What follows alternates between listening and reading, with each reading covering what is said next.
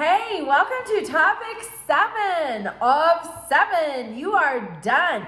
So it's crunch time. So if you are missing assignments, please reach out to me. I'm happy to reassign those so you can finish successfully. Also this week, it's a very interesting week. We see, we are a country that was founded on war.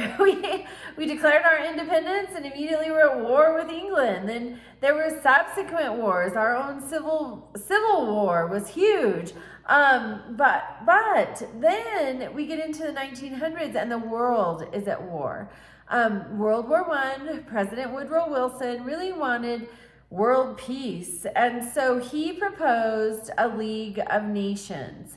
And it was included in the Treaty of Versailles, which was the formal ending of World War I. But the United States, President Wilson's own Senate would never vote to join the League of Nations. And ultimately, the League of Nations failed. And ultimately, the way that World War I ended, President Wilson wanted peace. France and England and Russia had zero interest in peace. They wanted revenge. They wanted Germany to pay for what they had lost to Germany in World War I and the damage and havoc that had been wreaked. So World War I, the way the ending was handled, really set the stage for World War II. And so then with World War II, after that, in World War II, the United States and the USSR, they were allies fighting against Germany. That friendly feeling ended with the start of the Cold War. Partly the stage was set with the way Berlin was handled. Berlin was carved into 4 regions, and the United States was really partnering with France and Britain on what they thought that the USSR should do. And nobody likes being told what to do. No one. So we see Truman's policy of containment coming after George Kennan sends his long telegram to President Truman.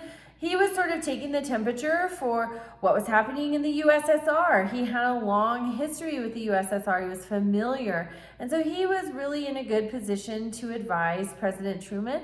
President Truman's policy of containment of communism drives foreign policy for decades. And that is why it is so important to pay attention to who you vote for president. 2024 is a presidential election year.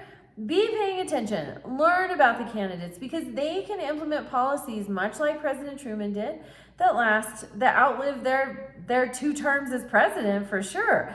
So be paying attention. Do your research. All right. This week, you have your first discussion due Wednesday. You have your second discussion due Friday.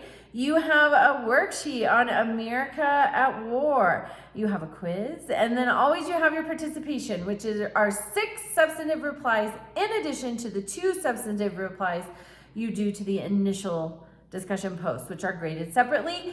If you need to turn something in and you're unable to, it's probably because it has a 0 and it needs to be reassigned. So reach out to me and have a wonderful week.